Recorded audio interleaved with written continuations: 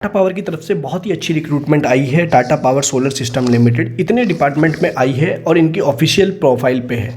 आप देखेंगे we are hiring, तो इसीलिए मैं बोल रहा हूँ कि वीडियो को ध्यान से देखिएगा, कब कब ये होने वाला है, कैसे कैसे इसको अप्लाई करना है, एक एक पॉइंट मैंने पूरी वीडियो में बताया है।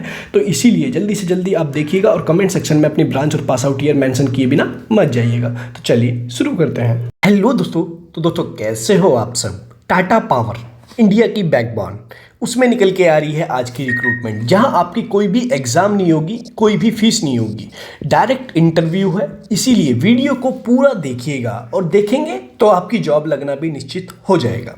इसके साथ साथ जिन्होंने अभी तक कमेंट सेक्शन में अपनी ब्रांच और पास आउट ईयर मेंशन नहीं किया है वो याद से कर दें, और टेलीग्राम चैनल, लिंक्डइन, इंस्टाग्राम, इन सब पे फॉलो कर सकते हैं, मेरे से डायरेक्टली बात कर सकते हैं अगर आप चाहें तो। सभी के लिंक डिस्क्रिप्शन में मिल जाएंगे। अल्ट्राटेक रिगार्डिंग के लिए मैंने जो अप्लाई करने का लिंक भी रात मैंने जो वीडियो डाल दी थी, बहुत बंदों को था कि अल्ट्राटेक में अप्लाई कैसे करें, जहां ट्रेनीज के लिए वैकेंसी आई हुई थी, उसके लिए भी मैंने पूरे की पूरी डाटा आपको बता दिया है। अल्ट्राटेक का लिंक डिस्क्रिप्शन में दे दिया है, वहां जाके अप्लाई भी कर सकते हैं। तो अब बात कर लेते हैं टाटा पावर की। दोस्तों टाटा पावर बहुत बड़ी कंपनी है। यहाँ आप इनके कैरियर सेक्शन में जाएंगे, यहाँ आपको वैकेंसी नहीं दिखेगी। ये डायरेक्टली टाटा पावर की तरफ से आ रही है। बहुत ही अच्छी रिक्रूटमेंट आ रही है इनकी ऑफिशियल लिंक्डइन प्रोफाइल पेज पे। जैसे ही हम इनके ऑफिशियल लिंक्डइन प्रोफाइल पे जाते हैं, आपको नजर आ रहा होगा Tata power solar system private limited. Total कितने हैं? 2,68,587 फॉलोवर है इनकी लिंक्डइन प्रोफाइल पे। दोस्तों इन्होंने डायरेक्टली बोला है walk in opportunity for career in solar manufacturing. आपको मैं बता दूं कि टाटा पावर सोलर, ये टाटा पावर और टाटा सोलर अलग अलग नहीं है, दोनों टाटा के ही ग्रुप है और दोनों ही पावर सेक्टर में ही वर्क करते हैं। इनडायरेक्टली सोलर का काम भी पावर जनरेशन का ही होता है। ये क्या करता है कि स्टार्टिंग में पावर, जो टाटा पावर जो पहले जो होता था नॉर्मली, अगर वो थर्मल प्लांट से इलेक्ट्रिसिटी जनरेट करता था लाइक कोल से, अब ये क्या करता है, अब भी करता है थर्मल से तो, बट इसके साथ साथ ये क्या करता है सोलर से जनरेट करता है। और किसी भी पावर सेक्टर का काम क्या होता है कि पावर जनरेशन करने के बाद पावर ग्रिड को सप्लाई कर देना। इनका काम होता है, जैसे कोई भी पावर सेक्टर होता है, पावर सेक्टर सप्लाई जनरेट करता है और पावर ग्रिड को दे देता है। पावर ग्रिड जो है ऐसे पोल लगाता है और एक जगह से दूसरी जगह, मतलब ऑल इंडिया वाइड इलेक्ट्रिसिटी को ट्रांसमिट करता है, जिसमें बड़ी बड़ी हाई टेंशन लाइन जाती हैं। तो यहाँ भी क्या होता है कि ये नॉर्मल चाहे वो पावर कोल से करे या फिर सोलर से करे, सोलर करने के बाद वो सीधा डायरेक्ट पावर ग्रिड को चली जाती है। बट दोनों में डिफरेंस बस इतना ही है। अगर मैं डिफरेंस की बात बताऊं तो टाटा पावर और टाटा सोलर में बस इतना ही डिफरेंस है कि जो टाटा पावर जो थर्मल से होता है और थर्मल की इलेक्ट्रिसिटी जो प्रोड्यूस होती है, जनरेट होती है, वो जो है ज़्यादा क्वांटिटी में होती है। मतलब मिनिमम एक यूनिट जो है 660 मेगावाट देती है, और सोलर की जो छोटी मोटी यूनिट होती हैं वो मैक्सिमम 15 मेगावाट, 30 मेगावाट ऐसे देती है। बट और ये एरिया भी ज़्यादा कंजप्शन करता है, बट इसकी अमाउंट कम आती है। मतलब इसका जो है मेंटेनेंस कॉस्ट कम है और इसकी थर्मल की मेंटेनेंस कॉस्ट ज़्यादा है, क्योंकि इनके बड़े बड़े प्लांट सेटअप करने पड़ते हैं और इसको तो एक जगह लगा दो और जितनी धूप आएगी उतना ज़्यादा आपका बेनिफिट है।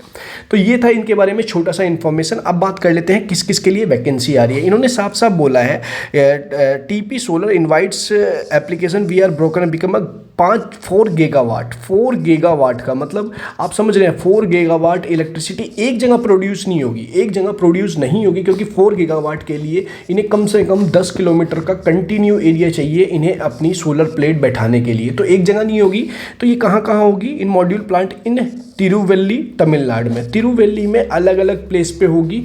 और as well the India's largest solar manufacturing plant, देखिए इन्होंने बोला है कि 4 गीगावाट का प्लांट जो है इंडियाज लार्जेस्ट मैन्युफैक्चरिंग प्लांट है। We are provide diverse career opportunity for those who want to contribute in create a greener future. तो ग्रीनरी ज़्यादा ये होता है कि ये हार्म नहीं होता है एटमॉस्फेयर पे, और जो जैसे पॉल्यूशन फ्री होता है, क्योंकि अगर आप थर्मल में करते हैं तो वहाँ चिमनी से जो है आपने देखा होगा कि जहाँ भी थर्मल्स प्लांट होते हैं वहाँ चिमनी से जो है एयर निकलती रहती है, वो गैसेस निकलती रहती है, इसके साथ साथ धुआं निकलता रहता है।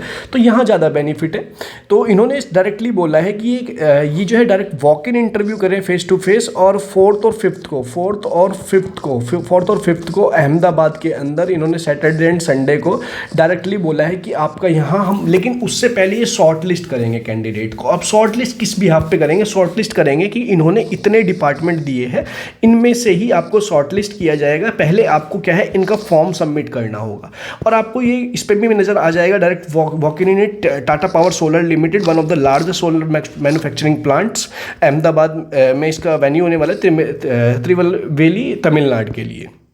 इन्होंने बोला है अगर आप इसे स्कैन कर लेते हैं, डायरेक्ट स्कैन कर लेते हैं किस डिपार्टमेंट के लिए जाना है, तो आप यहाँ अप्लाई कर सकते हैं।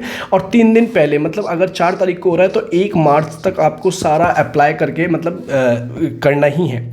अब इन्होंने कुछ डिपार्टमेंट दिए हैं, आपको नज़र आ रहा होगा, finance and accounts. Finance and account में आएगा अकाउंट्स वाले या फिर एनी ग्रेजुएट वाले। Health safety and environment, health safety में आपने क्या कर रखा हो, आपने डिप्लोमा कर रखा हो या फिर बीटेक कर रखा हो सेफ्टी से, तो फायर एंड सेफ्टी से, तो आप यहाँ एलिजिबल है। मैन्युफैक्चरिंग मॉड्यूल में कौन जाता है? Mechanical, electrical, EV, electrical vehicle, as well as electronics and communication और इंस्ट्रूमेंटेशन वाले भी जाते हैं। मैन्युफैक्चरिंग सेल मॉड्यूल में इलेक्ट्रिकल के साथ साथ इलेक्ट्रॉनिक्स एंड कम्युनिकेशन, इसके साथ साथ मैकेनिकल भी जाते हैं।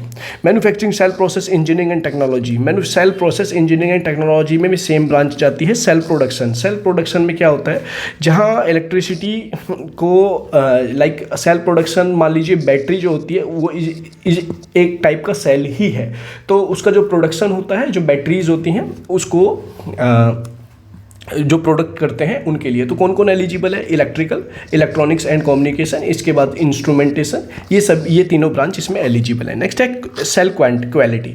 जब प्रोडक्शन में सेम ब्रांच रहेगी बट यहाँ क्वालिटी में कुछ एक्सपीरियंस चाहिए, तो एक्सपीरियंस वाले यहाँ अप्लाई कर दें।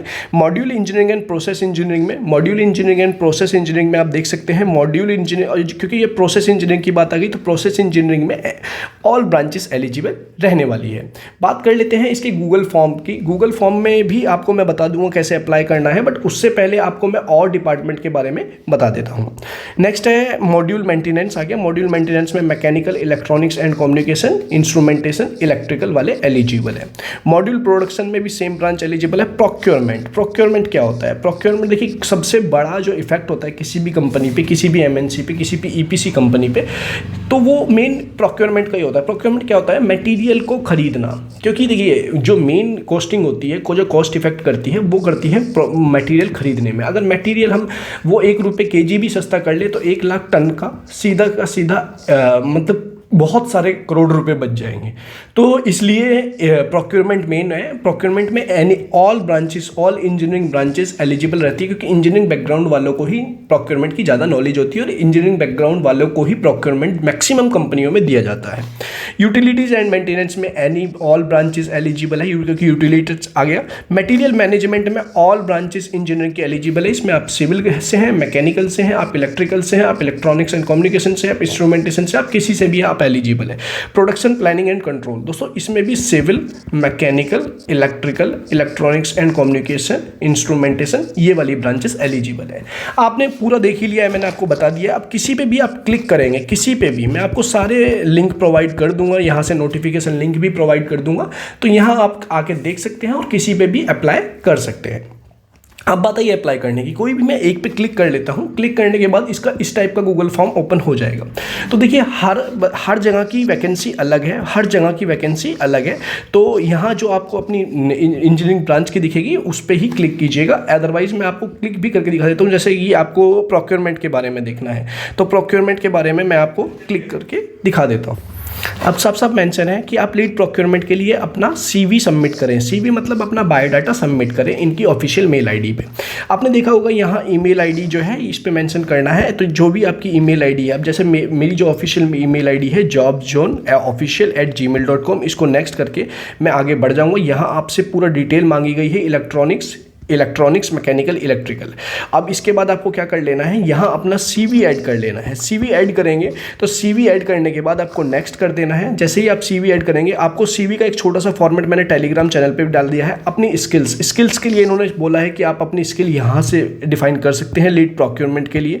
नेक्स्ट करने के बाद आपको आपका name, age, gender, phone number, email address, total work experience 0 है तो 0 भी कर सकते हैं। करंट लोकेशन आपकी क्या है, जहाँ भी आपका रहने वाला है, मतलब मतलब अदर्स में कर दीजिएगा। अदर्स में आप नेटिव स्टेट कौन सा है, जो भी आपका स्टेट है वो मेंशन कर दीजिएगा अगर आप आउट ऑफ गुजरात हैं तो। और ये are you willing to relocate, मतलब आप तमिलनाडु जाना चाहते हैं, आप येस करेंगे तभी आपका रिप्लाई आएगा, अदरवाइज नहीं आएगा। करंट डेजिग्नेशन जो भी आपकी फ्रेशर है तो फ्रेशर डाल दीजिएगा। करंट कंपनी, करंट इंडस्ट्री, आपने सोलर इंडस्ट्री में काम किया है, येस का है तो येस कर दीजिएगा, नो है तो नो कीजिएगा, ये सही चीज़ें ही लिखिएगा। तो मैन्युफैक्चरिंग प्लांट में काम किया है, अगर आपने किया है तो ठीक है, अदरवाइज नहीं। और आपकी 10th की परसेंटेज कितनी थी, 12th की कितनी थी, आर्ट्स साइंस कॉमर्स जिसमें भी आपने, क्योंकि यहाँ डिप्लोमा वाले भी एलिजिबल है। इसके साथ साथ मास्टर्स इन इंजीनियरिंग आपने की है तो, और इंटरव्यू प्रेफर्ड डेट ऑफ, जो भी आपकी डेट बैठती है, CTC cost to company expected लिख दीजिएगा। उसके बाद अपना CV अपलोड करके, CV मतलब बायोडाटा अपलोड करके आप यहाँ से निकल जाइएगा और यहाँ से सबमिट करके आगे बढ़ जाइएगा। अपने दोस्तों तक शेयर जरूर कीजिएगा क्योंकि ऐसी अपॉर्चुनिटी बार बार नहीं आती है। अगर वीडियो अच्छी लगी तो वीडियो को लाइक जरूर करें, चैनल पर नहीं है तो चैनल को सब्सक्राइब करना बिल्कुल न भूलें। मिलते हैं नेक्स्ट वीडियो में, तब तक के लिए जय हिंद।